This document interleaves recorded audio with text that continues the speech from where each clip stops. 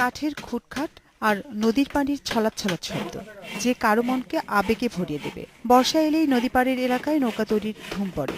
কারিগররা হয়ে পড়েন মহাব্যস্ত। বৃষ্টি আর উজানের ঢলে পানি বাড়ছে দেশের নদ নদীতে। সারা বছর নৌকা বানালেও বর্ষা মৌসুম এলেই বাড়ে নৌকার চাহিদা। পাবনার চাটমোহর, ভাঙ্গুড়া আর ফরিদপুর উপজেলার কয়েকটি গ্রামে কাঠের কারিগরেরা এখন পার করছেন ব্যস্ত সময়। কিন্তু এবছর নানা সমস্যার মুখোমুখি হতে হচ্ছে কারিগরদের। খরচ বেশি, এর জন্য আমাদের লাভ খুব কম হয়। যেদিকে চোখ যাবে দেখা যাবে নৌকা।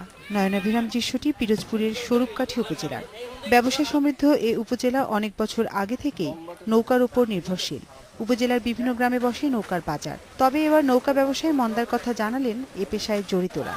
নৌকার দাম ৩,৩৫০ এইরকম জমে উঠেছে সাতক্ষীরার পাটকেল ঘাটার নৌকাপল্লী। প্রতিদিনই ক্রেতা বিক্রেতার পদচারণায় সরগরম থাকে এ হাট। দূর দূরান্ত থেকে এখানে নৌকা নিতে আসে এবং কম মূল্যে নৌকা পাওয়া যায় এই জায়গায়।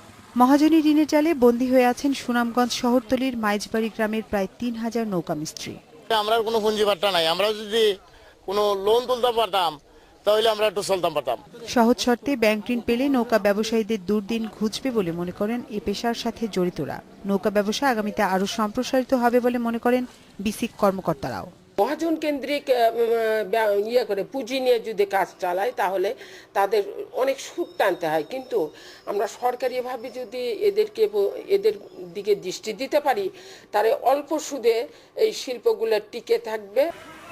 Atif Anjuman, independent news desk.